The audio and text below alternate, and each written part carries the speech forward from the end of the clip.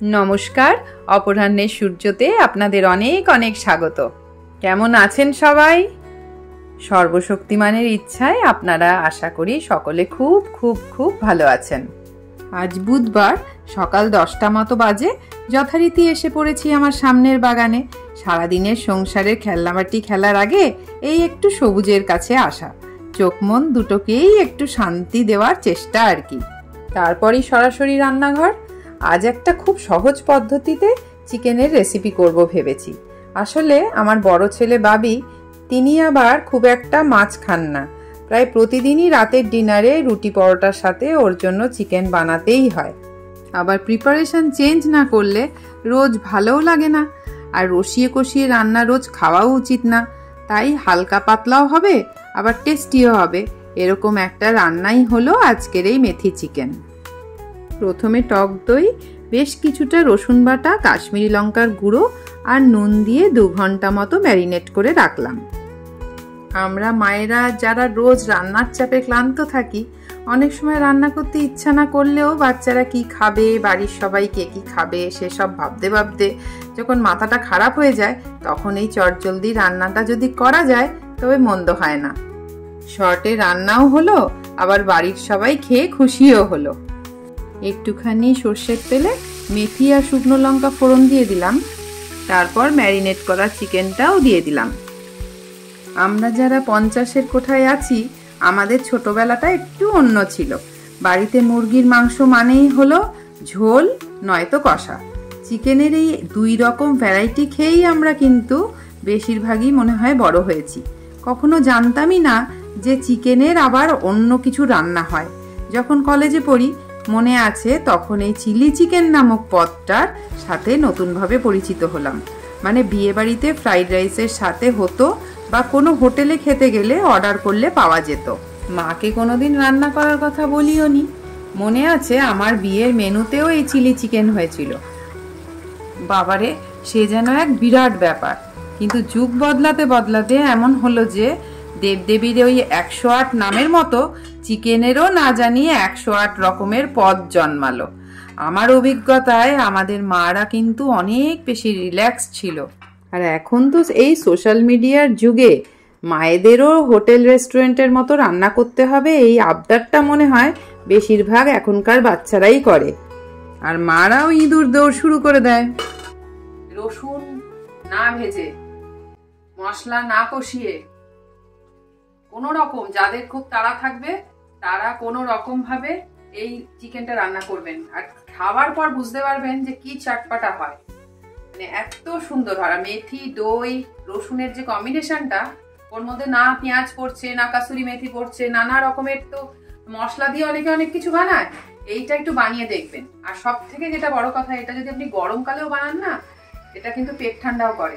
কারণ দই আছে, মেথি আছে, আর রসুন তো একটু চিকেনে পেঁয়াজ আদা রসুন না দিলে ভালো লাগে না। কিন্তু আমার এই চিকেনে না পেঁয়াজ আছে, না আদা আছে, আর না গরম মশলার ব্যবহার আছে।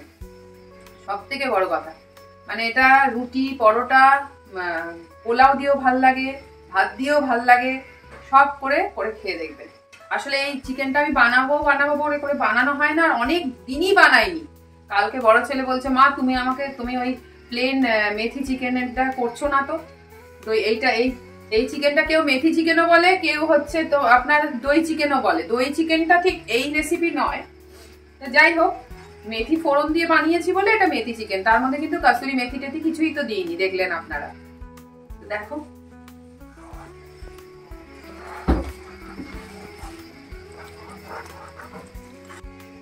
এই যে ধোঁয়া ওঠা একদম মেথি চিকেন রেডি। একদম সহজ উপায়ে মেথি চিকেন। মেথি চিকেন করতে গিয়ে অনেকে ভাবে, বাবা কত রকম মেনু, তার কত রকমের ইনগ্রেডিয়েন্ট, কত রকম মশলা কষানো, কত কিছু তো। কিন্তু এইটা একবার করে দেখবেন।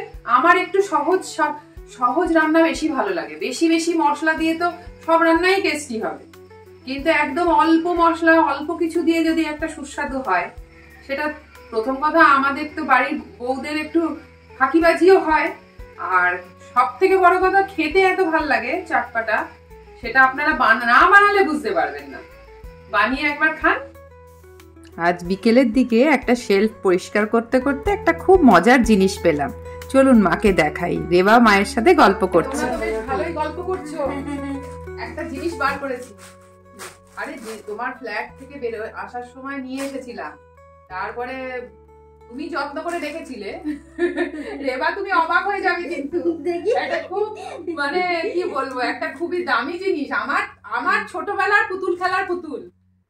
তোমরাও দেখো, পুতুলটা কিন্তু খুব নোংরা হয়ে গেছে, কিন্তু সেটা কিন্তু কিছু মনে করো না। আমি আবার এই ভাবছি একটা, আচ্ছা রেবা বলছি, এখানে কেউ পুতুল বানানোর কেউ মানে পুতুলের জামা বানানোর কেউ আছে?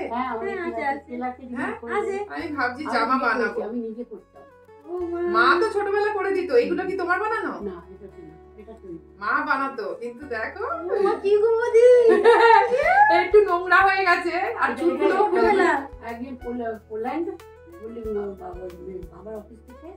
কিন্তু জিনিসটা এখনো দেখো আগেকার দিনের জিনিস, দেখো একটু নোংরা হয়ে গেছে। পরিষ্কার করে পুতুলের কাপড় চোপড় চেঞ্জ করে তোমাদের দেখাবো। দেখো তখনকার দিনে জিপসি, এটা জিপসি পুতুল, মানে কাপড়গুলো মানে ছিঁড়ে ছিঁড়ে যাচ্ছে। আমার ছোটবেলা খেলা পুতুল মা যত্ন করে রেখেছিল। এইবারে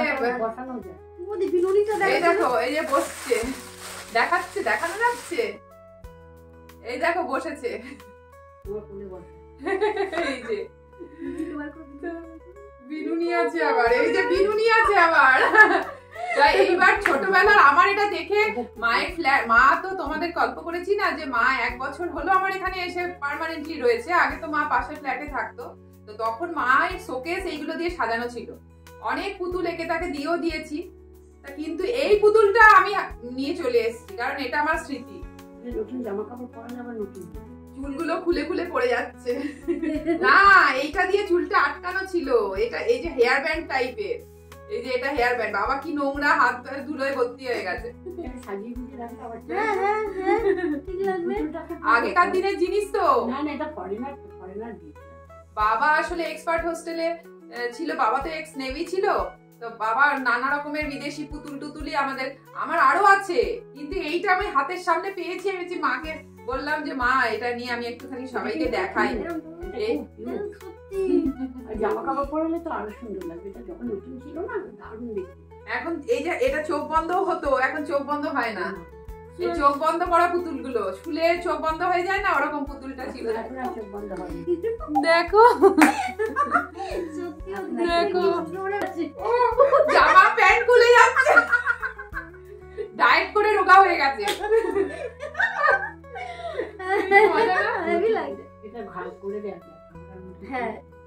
আমি ভাবছি ছোট কাপড় কিনে পরিষ্কার টরিষ্কার করে তোমাদের সাথে শেয়ার করলাম, খুব ভালো লাগছে জানো তো।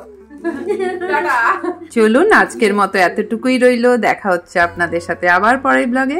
ততক্ষণ পর্যন্ত আপনারা সবাই ভালো থাকবেন আর সবাইকে ভালো রাখবেন।